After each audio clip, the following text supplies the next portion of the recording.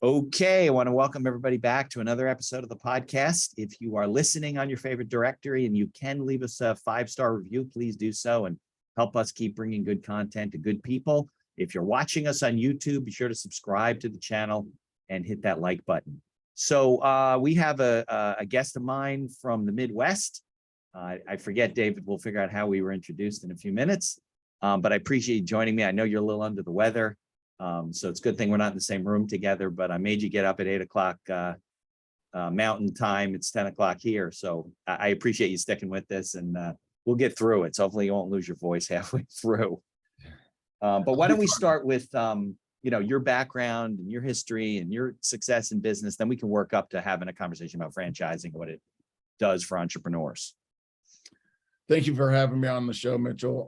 I would say the relevant background, I grew up in Indiana, so Midwest background, Midwest values. Both parents owned businesses. My father was in manufacturing. Okay. My mother was in interior design, so office furniture, cubicles, stuff like that. Got it. What'd your dad do? What did he manufacture?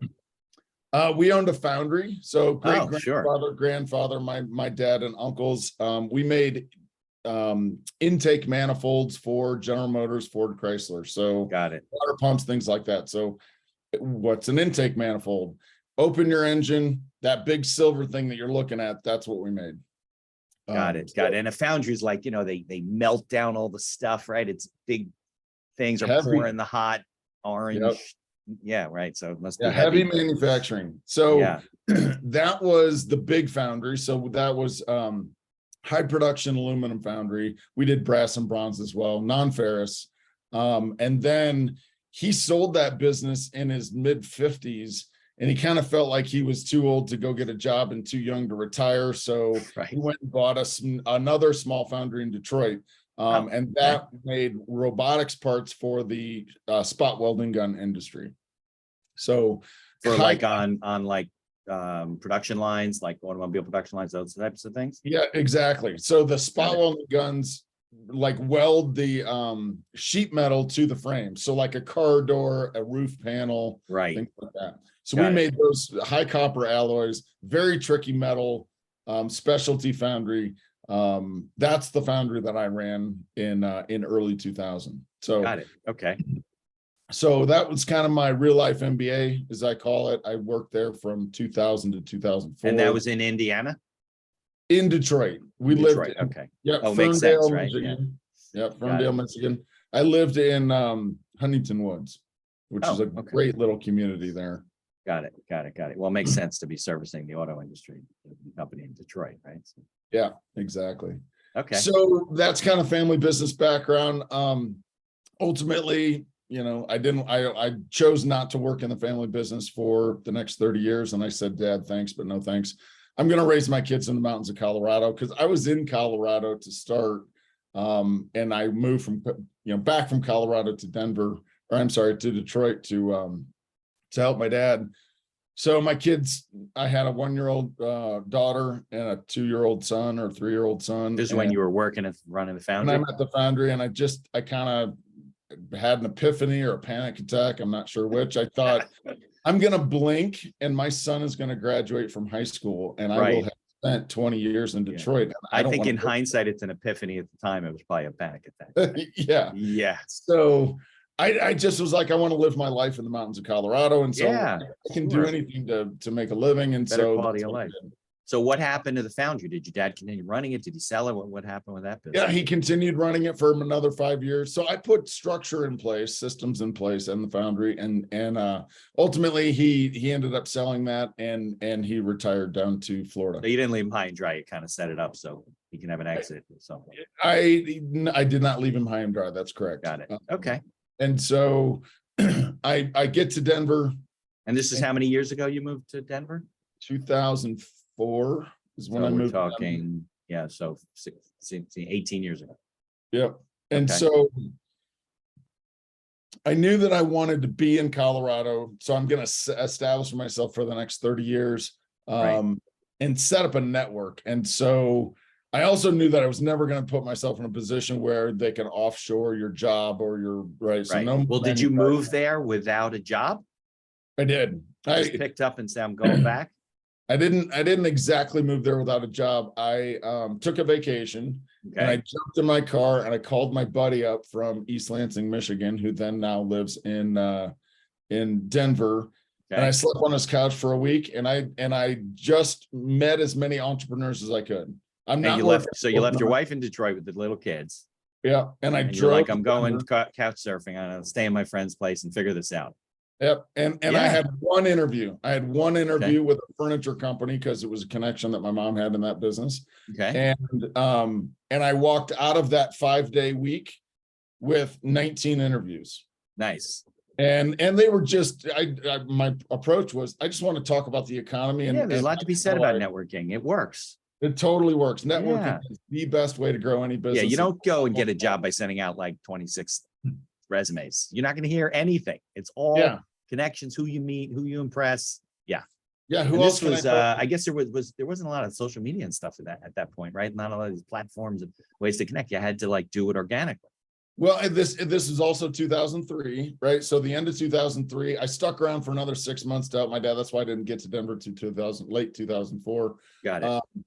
But basically, yes, you didn't have anything. LinkedIn, or if it was in its infancy, maybe, right? Yeah, you didn't have any of that. So you were still working at the foundry. You took 2 weeks off to explore this. Now, did you know you're going to Denver no matter what? Or you were kind of like, okay, let's see if this works and I can find a place to land, or you were going?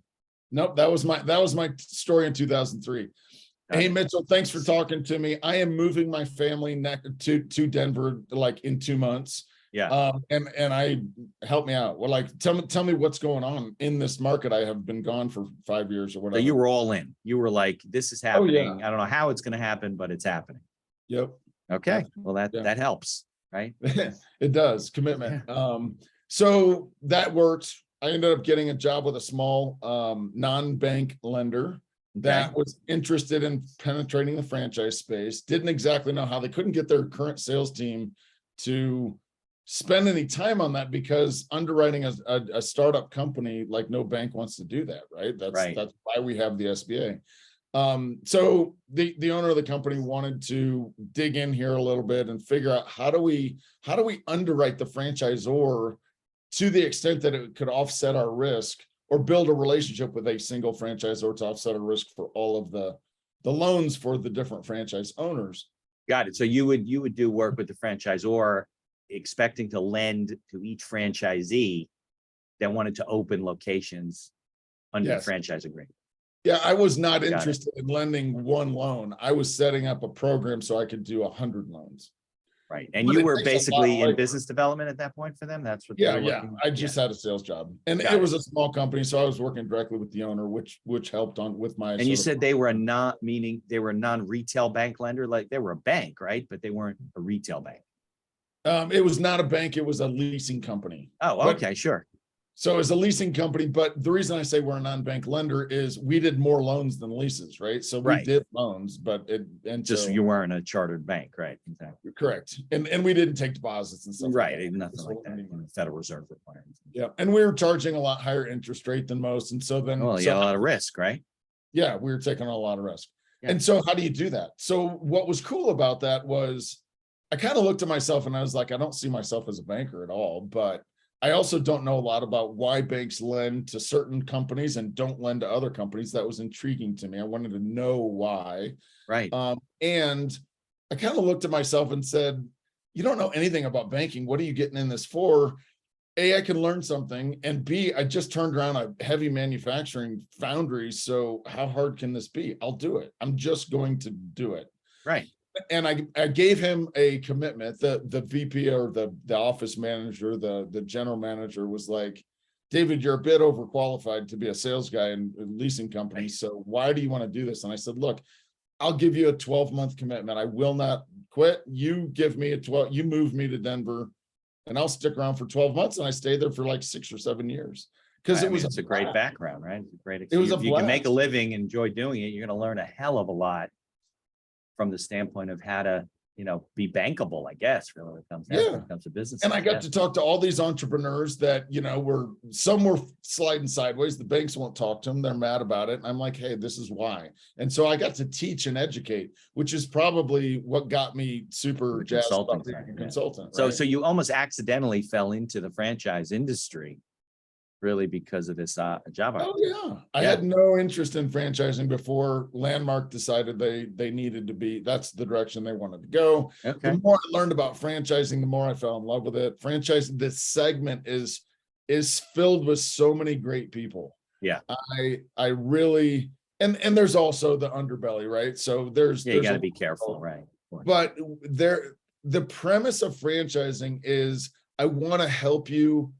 And if I can help you and you are successful, I win. That's the culture that It's supposed to be a team approach, a quid pro quo. We're all benefiting if it's a good franchise. That's right. And so people that look at business with that approach gravitate towards franchising. And so the franchising segment is filled with a bunch of great people that all think like that. This is my opinion, right? This is of course the people that I seek out. And I love it. I love it. The auto business, by contrast, is very win-lose, right? So your purchasing agents beat you down. And if I can convince you to get the lowest possible price, I win as the purchasing agent, right? Right. But then the economy tips and nobody can deliver, and then the suppliers are like, I'm gonna gouge the heck out of you. Yeah, they just beating the shit out of you take your pound of flesh back when they took it from you. That's That's not a good symbiotic relationship. Yeah. That's actually the reason I left Detroit and came to Denver. I was like, I don't want to live in this win-lose environment. Yeah, it's a toxic environment. Exactly. I just personal choice. So so you're living in a toxic environment, you're missing your kids growing up. Nobody wants to do that. People feel like they don't have a choice, but you said, I'm going to change this. So there's I give you a lot of credit for doing that. Yeah. So to be clear, I didn't leave my kids. I was gone for a week and then we moved. I realize that. Yeah. You took them with you. Yeah. Right. So, but the job in Detroit was keeping you away from your kids. You're going to grow up and you're going to be miserable. And then like you said, you blink. Look, I'm sure your quality of life in Denver and in Colorado has been much better for the kids and outdoor stuff and all kinds of great things than it would have been in Detroit. I could tell good things about Detroit, but it is, it's Detroit. Well, I don't have any real ill feelings about Detroit. I think Detroit is a great community of people. I just didn't like the auto business, right? So there you go. You get away from it. Yeah. And our business has treated a lot of people very well, and including my extended family back in Indiana. So yes, Denver is where I raised my kids. They all went off to college, and I got one in the Marines that's stationed in Japan for 3 years. Super proud of him for kind of taking his own path. Thank him for his service. Yeah, it's super cool to watch him sort of mature, and his confidence is rock solid today I did not grow up in a military family, but I absolutely love it. It's like a whole new thing to learn, right? So I don't know if you're noticing. Is that him over your right shoulder? Yes. There you go. Yeah, so he's a cool kid, and I got two girls in college, different stages in college. So super proud of the kids, which is great. But I think the commonality, the accidental entrepreneur, if you're wondering, should I do this? Could I do this? My whole thing is, if you see yourself as somebody that continually wants to learn something new, like I'm putting myself into this project, this idea, I'm researching something just because, like, it's your hobby, you want to learn new things, that's being an entrepreneur. Entrepreneurs are fueled by that, and if you do that naturally, why are you working for somebody? It's business ownership when it works is unbelievably fabulous, and it's also a lot of hard work. So people that don't like to learn don't like to work hard, right? Some people don't have the stomach for it. They just get too stressed out thinking that, right. Look, you and I both know you can be employed by somebody and not be so secure in your job. You just think you are till something happens. But you can carve a better path. There's no question about it. But I find it interesting. So did you do business development for the foundry, or you were really in operations and running the place when you were there? I was in operations. I was I mean, I melted metal when the metal melter was hung Right. over. I made molds. I cut off on the saw. So was this your first real, call it for what it is, first real sales job, business development, where you're, Oh no. where you, Yeah. no, you had No, done I it. started working management training program out of college. I went to Indiana Business School and worked for an elevator company, Montgomery The County. Kelly School at IU, or did Yes, we sir. talk about that? Right. My son came out of IU. Yeah. Yeah, I think we were, back Yeah. on the He came out of the Luddy School, the computer science, but yeah. Yeah. So I graduated for the Kelly Business School, marketing and management, got into a, really corporate job, management training program, very structured. It got me to Denver. Then I was like, that was cool. That was really project management. It was a sales job, but it was a project management, hardcore construction, big projects. Got it. And I was a kid. That was a good foundation, but I was not a corporate guy. Like the whole corporate politics and make sure you say the right thing. And I was like, take care of the customer, everything else will follow. That didn't work. Like that was you have to have a certain temperament for corporate. There's no question. Yeah, and so everybody's built a little bit differently. So I thought it was a sales job, so I went and got a real sales job. I was selling interior design and decor fabrication programs for big box retailers like Kroger and Safeway and stuff like that, grocery and drug. And my thought there was, if I can sell interior design to a grocer who has a business model with a built-in 2% EBITDA margin, 2% margin is what grocery stores run on. Yeah, is that thin? It's that thin.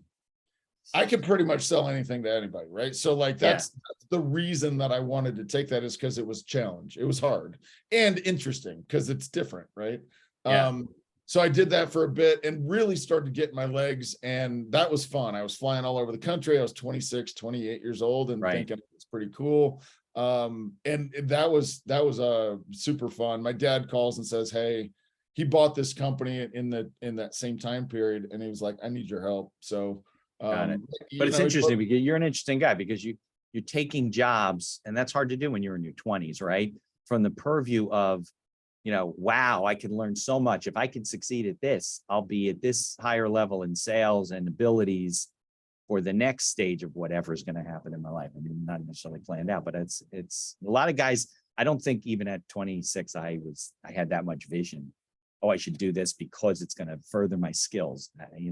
I think I knew I wanted to be a business owner. I didn't, but I didn't know what kind of business owner. I knew I wasn't going to do foundry work because that's what I grew up with. But you're like gathering skills that could help you no matter where you land your feet, right? And now here's my advice to your listening audience. Okay.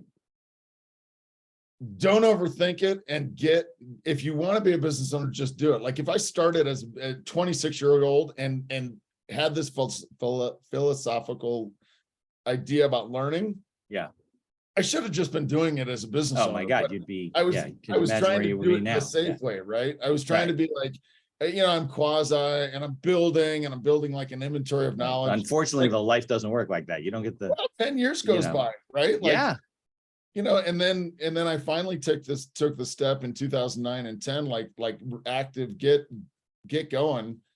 And I made more money than I ever made in the last 10 years. And I was like, wow, what was I waiting for? Right. Well, it's always like, if we knew then what we know now and had the vision, we would be, 40 years ahead of where we end up. But the life isn't like that. You don't get that opportunity.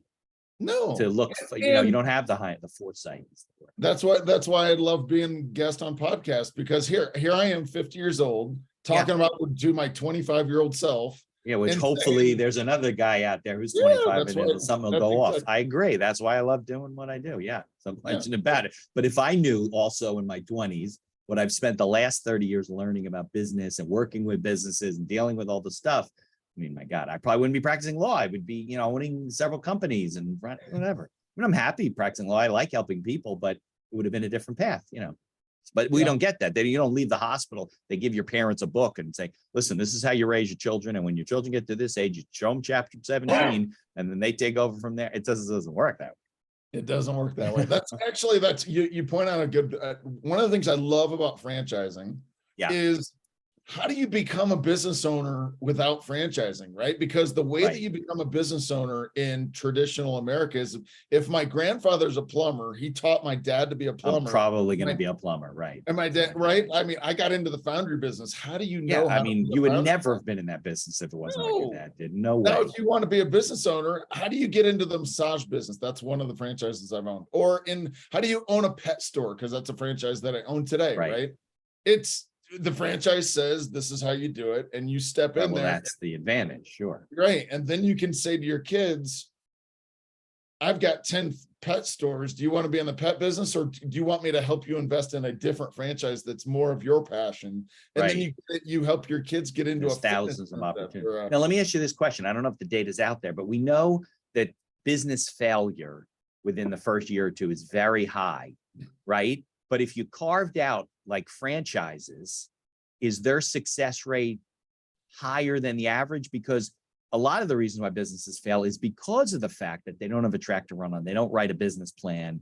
They don't have systems in place. They don't have a mentor. All the things that we say people should do: write a business plan, have an advisor or people that you get advice from, do all these things. Is there statistics that using a franchise, buying into a franchise, a good one, let's say, it's assuming we put the crap aside, right? One that's supportive of what you do, is your chance of success significantly higher than if you just throw caution to the wind and start on your own? I'm curious. That's a great question. I get that question quite a bit. Here's the stats on that. Okay. The IFA, the International Franchise Association, if you go back to 99, 2003 timeframe, they were publishing the success ratio over franchises are X higher than small business startups, right? Yeah. They quit doing that because, you know, the legal folks, whatever, they determine they don't want to make representations, get themselves in trouble. That's right. So that's a bad thing to say. I'll tell you how I coach my candidates, right? Starting a business is risky. Business is just not that complicated. Right. Revenue minus expenses equal profit. You have to get your revenue up quickly. So focus on the things that you can control: customer acquisition strategy and operational excellence. If you can find and attract great customers and provide them with a great service, product, whatever, doesn't matter what you do. Right. It doesn't matter what you do. So let's take the widget out of it. My entire approach is follow the leadership team track record of success. What have the leaders of this organization done, and why? So drill down into the why they're successful. Okay. Focus on the fundamentals of the business model itself, and don't fall in love with the product or service. Because here's the thing: every business is strong business development and strong culture employees. So if you can find and attract great customers that love what you do and come back over and over again, you're going to be fine. If you can find and attract great employees that actually want to do whatever it is that you got to be a good leader. Right. So focus on the qualities that make a business fun to own, which is great leadership, great customer acquisition strategy. Those are the biggest challenges, right? Those are the biggest challenges. Why is franchising great? All the other stuff has been thought out for you, right? Like, who's the right vendor? Which search engine optimization company should we be using? They're doing the work at the top. All of that back office stuff. And then you focus on what you can control. And when my wife and I owned the Elements Massage, I was the back office. I didn't do much. She was doing all the front. She was the face of the company. She did an awesome job. We built a company that I was proud of. Focus on your four walls. Right. She would get mad at the franchisor. They're doing this and they're doing that and they're making me pay this fee. Look, man, focus on your four walls. Right. Build the business that you want to own. And a couple of mantras like that, like, what does building the business that you want to own mean? Yeah. It means if you want to work 10 to 15 hours a week because the franchisor sold you a semi-absentee business, then you are responsible for building and grooming a general manager that allows you to work there 10 hours a week. Right. So you can meet your goals. Sure. Yes. You build the business you want to own. The franchise isn't going to do it for you. Right. So if you want to make X number of dollars in profit, then you need to understand your numbers really, really well. And you need to have revenue that exceeds expenses to the tune of what you want to make. Right. It's just not that complicated. And people, that's what I try to do is people think that business ownership and entrepreneurship is this crazy leap of faith where you're jumping off a cliff without a parachute. No It is plans, not. nothing in writing, no business. That's why I like franchises, that they force you to do some of the fundamentals. Like, look, you don't have to do a business plan from scratch in terms of starting the company. A lot of that's done for you. You're now participating in the company, right? But you Yeah. do have to present a business plan to the person, the franchisor, to say, okay, this is why we're going to be successful. And the franchisor is going to say, nah, no, you're not, you know, and turn you down if it doesn't support the whole system and the other people and their model. And I think that that's one of like the main first steps that people skip. Like, they don't work things out ahead of time as to how are you going to, you know, what's your customer acquisition going to look like? How are you going to get the right people? What kind of people do you need? Where do you want to take this? Do you want to be an owner with 27 locations and you are pretty much absentee? Or are you going to be, you know, or is this more of a lifestyle business where you're going to work? And I mean, you and I both probably feel that there's not a lot to be said for that. But some people like to do that. They want to be involved in the business. They're working a lot and whatever. But I think that that's the biggest problem in the entrepreneurial community, in the small business community, is that too many people think I can do it on my own, right? And part of doing it on your own is skipping the steps that make you successful in franchising that you also need in the regular business world. And it leads to at least difficulties, let's say not failure, but a lot of challenges that are very stressful. Ups and downs, unnecessary ups and downs. Right. Stress, pain, you know, could lead to health issues. I mean, all the stuff that comes with not knowing. I mean, look, even with franchise, you have somebody to go to. The best ones I know, they love interacting with the other franchisees. They share, they help each other. They're advisors to each other. This is what I did. That, you know, why are you successful? Why are you so successful in Denver and I can't get this thing off the ground in New Jersey? Well, you find out what, you know, like you said, it's not rocket science. You find out what are they doing. You know, a lot of times it's being relentless and just keeping after things. But yeah, I think, and if you're on your own, you have no comparable model of your business except competitors. You bring up two really important points, and I want to give a couple of two quick stories to illustrate that. Sure. One of the things I tell people is the good franchise brands, the strong franchisors are picky. This is an awarded process. You need to be approved, right? Yeah. So I had this guy that was working with another consultant in, I don't know, California, and he's in Texas. He lives in Houston. He wanted to get out of the school systems in Houston and raise his kids, you know, whatever, in a small town. So he's going to Abilene, Texas. And he had, by the time he got to me, he had researched 8 companies. And just to clarify, you consult and work for the person looking to buy the franchise, right? You don't work for the franchisor. Is that correct? That's true. My role is very similar to that of an executive recruiter. So I offer a free service to the candidate, but the franchisor compensates me for my consulting time, just like a headhunter gets paid for finding a president or a COO for a company. Got it. Right. Got it. So this guy, he's out there looking at brands and he's like, you know, hey, I didn't find what I liked. I want to, you know, I said, well, what are you currently looking at? And he's like, and where are you in the process, et cetera? Well, he's looking at one of the brands that I work with, right? And so I know the sales guy. So I call up Mike and I said, hey, you know, we'll call the candidate Josh. You know, hey, I'm working with Josh. I understand he's looked at everything in your wheelhouse. So, you know, what are your thoughts and whatever? And so he says, well, he's coming to Discovery Day next week, which is the last step in the process.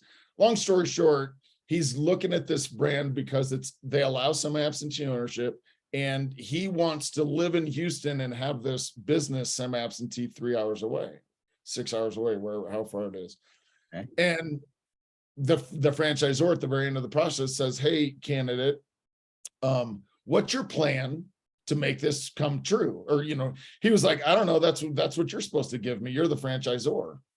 Clearly not coached very well, right? Right. And didn't really understand the relationship there, et cetera. And so they turned him down. Yeah. Oh, yeah. So I told him, I'll work with you if you decide not to move forward with that franchise brand. He comes back and says, hey, I decided those guys were jokers. I don't like them, whatever. So we start looking at brands. And so he was like, what else you got? And I spent I usually do like an hour and a half consultation. And really what I want to do is help them set a foundation for the investment strategy that they're going to have. I spent the entire hour with this guy telling him you're never going to be a franchisee unless you get your mindset straight. Yeah. You're looking at this wrong. Right. He thinks they're doing it all for him, and that's not the way it works. Yeah, and I was like, look, work with me, don't work with me. I'm trying to help you. I've been doing this for over 10 years, and you are wasting your time and everybody that you're talking to's time. So quit doing it. Yeah. And so net, franchisors are selective, and they're selective for a reason, because the good ones want you to be successful. Of course, because it benefits them. Of course. It totally, yeah. Doesn't benefit a franchise system to have franchisees go out of business all the time. Yes. And then the second thing you were talking about was peer network, right? So the first thing was good franchisor selective, and peer network is important. So we owned our Elements for 4 years. The first year we grew the business about 10 to 12%. There's Elements like Massage Envy, and there's a couple others out there. Yes, sir. So Elements. So the biggest player in the massage space is Massage Envy. Behind them is Hand and Stone, which is Hand and Stone. That's the other one I was thinking. Right. And then Elements is third. So when we bought Elements back in 2013, Elements was number 2. Hand and Stone was approaching number 3. And that was kind of the decision. Which horse are you going to ride? Right. Yeah, of course. So we're with Elements.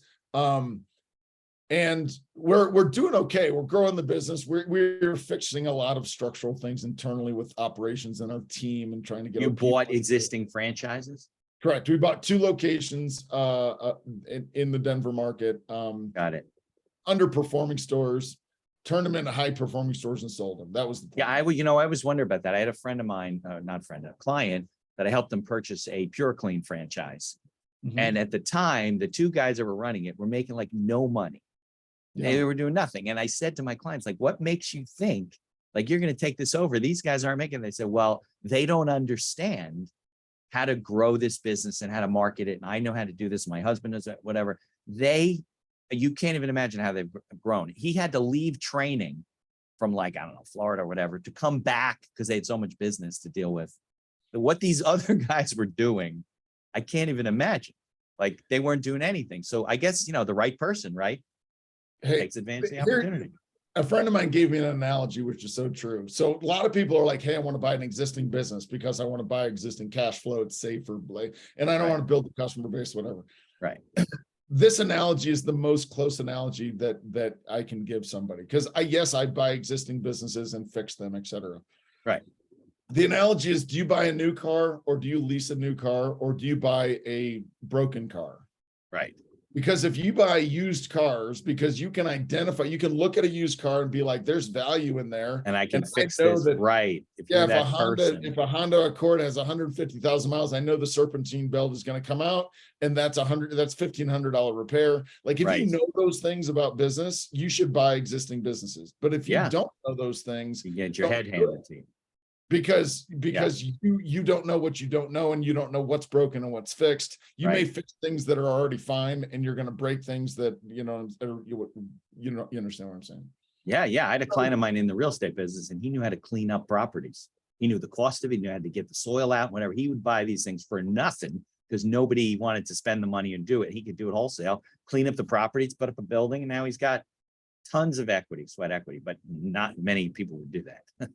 And it's, you just have to know, how to do it. So, so at any rate, one thing that's great about franchising is you have some you've got a leg up there. So the number 1 franchisee in Elements was in Phoenix, and they were a wonderful couple, and they like to help people, whatever. So I have a conference with my FranChoice group in Phoenix. My wife comes with me, and she spends 2 days with that franchisee, and we grew 100% in the next year. There you go.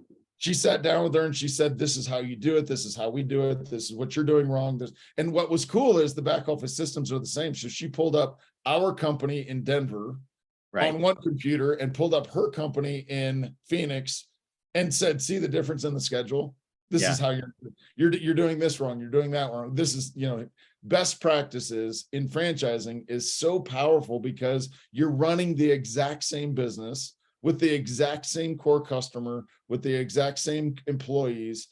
I can't tell you, I'm just a huge fan. Franchising is the easiest way to get you where you want to be in life. Business is a vehicle, whether it's a franchise or not. Right. And if you're looking at it like, I'm in the yoga business, I think you're looking at it wrong. You're in the building a business. Right. Yeah, absolutely. You can do almost any kind of franchise as long as your heart's in it. Right? Yeah. It doesn't matter. You can own multiple franchises. They don't have to be in the same industry. That's so were right. you doing consulting at that point, or no? You guys were buying franchises and starting businesses? Yes. So I was already a franchise consultant. Oh, you were? Okay. 2011 was my first full calendar year. So in 2010, I started FranChoice and I bought a bar on Denver University's campus. Now, is FranChoice a franchise? FranChoice is not a franchise. We're the only franchise consulting group that is, we're a license agreement, which is similar but different. I won't get into the details. But so you do have so are you the man? Did you start FranChoice or you joined them as a licensee?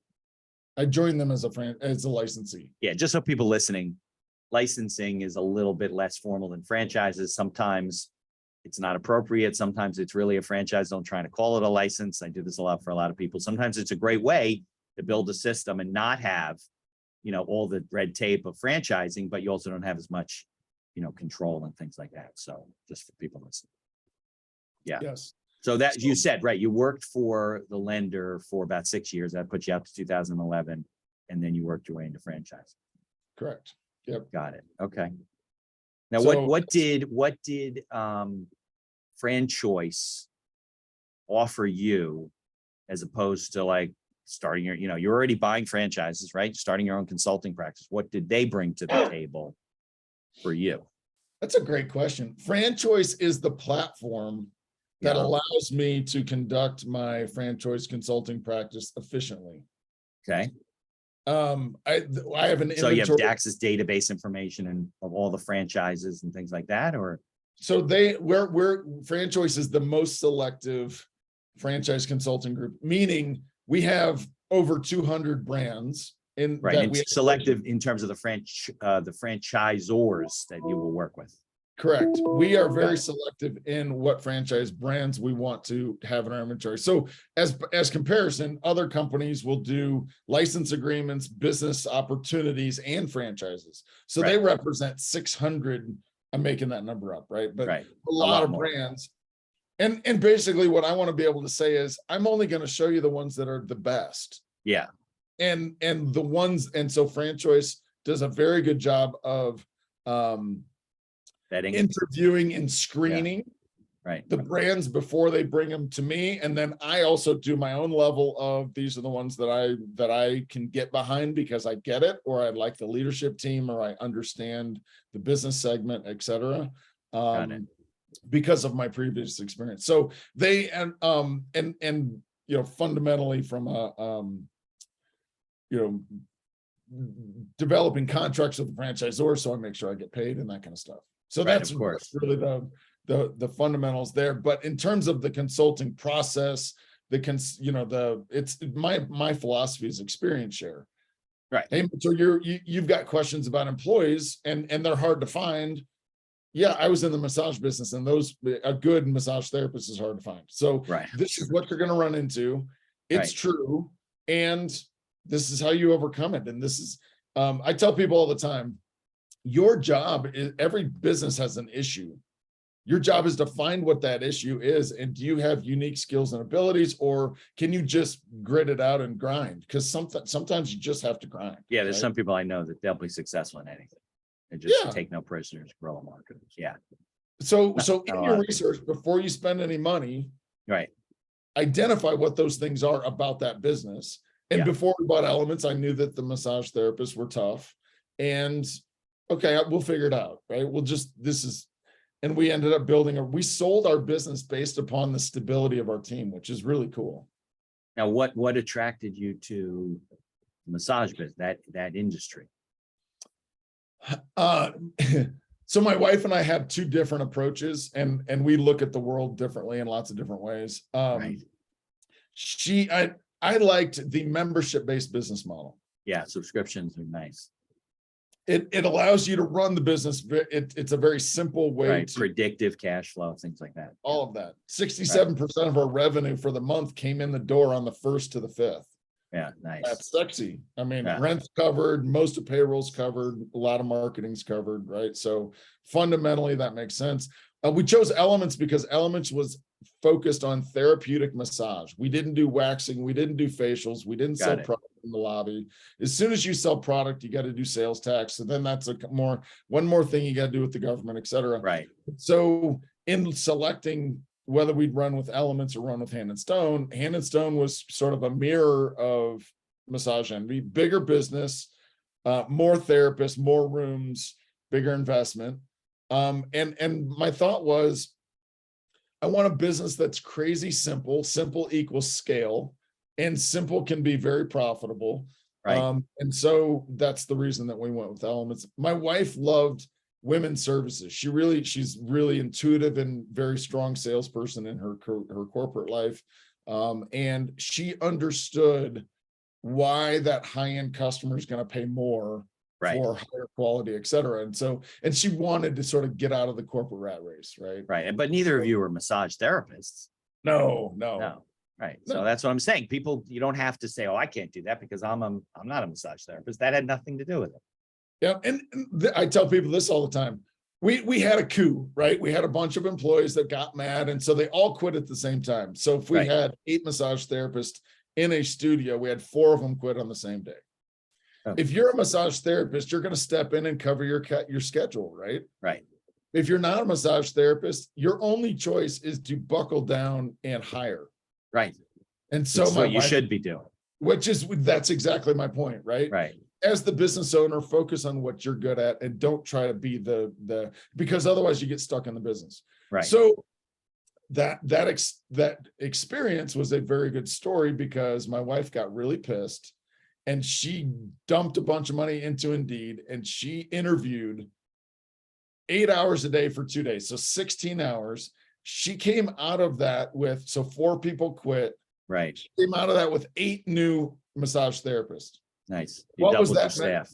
What was that message to the staff? Don't mess with me, man. Right. Because exactly. 2 days, you're not as valuable as you think. Yeah. Stop thinking you're in control of this thing. And they also tried to steal our customers and whatever, because they were all kind of doing it. Competes, right? Exactly. Yeah. So, a couple of letters from the lawyers. We showed the letters to the, look, you got to own the business you want to build, right? Right. You got to build the business you want to own. And sometimes you got to make sure that you're in control of this thing. So now as a franchise guy, for somebody out there listening, entrepreneurs, is there any industries that you like better than others from buying a franchise, or does it really depend on different characteristics? It's not the industry. It's really what does the candidate want, right? So I spent a lot of time pulling out of the candidate, what are you really looking for? And that's going to guide me towards industry segment, to be honest with you. And passion and what do you like has a lot to do with it, right? So my fundamentals say, don't focus on your passion, focus on the fundamentals. But at the same time, nobody buys a business they don't think is cool, right? Like, well, your heart's got to be it, right? Yeah, and you have to be. Oh, we got a hot dog franchise. It's really profitable. And the guy's like, I don't even eat hot dogs. I don't like hot dogs. Well, that's going to be hard to get behind. Yeah, exactly. And it makes tons of, the margin is unbelievable. Well, that's only going to take about half the people over the line, right? Of course, So let me ask you, because I know we're running out of time. How can people interact with you, learn more from you, learn more about franchising? What's the best way to get in touch with you? So if you're interested in gathering information, www.franchiseyourfreedom.com is my website. I've got a bunch of different video clips and blog posts, et cetera, there. Perfect. We'll put a link in the show notes. Yeah. The best way to get a hold of me is send me an email. dweaver@franchoice.com. dweaver@franchoice.com. Okay. And then FranChoice, FranChoice. You got it. That's exactly right. Yep. And then we can schedule a call. My signature has my calendar link and et cetera. Right. That is the easiest way to get a hold of me. But yeah, thank you for having me on your show. David, I appreciate it.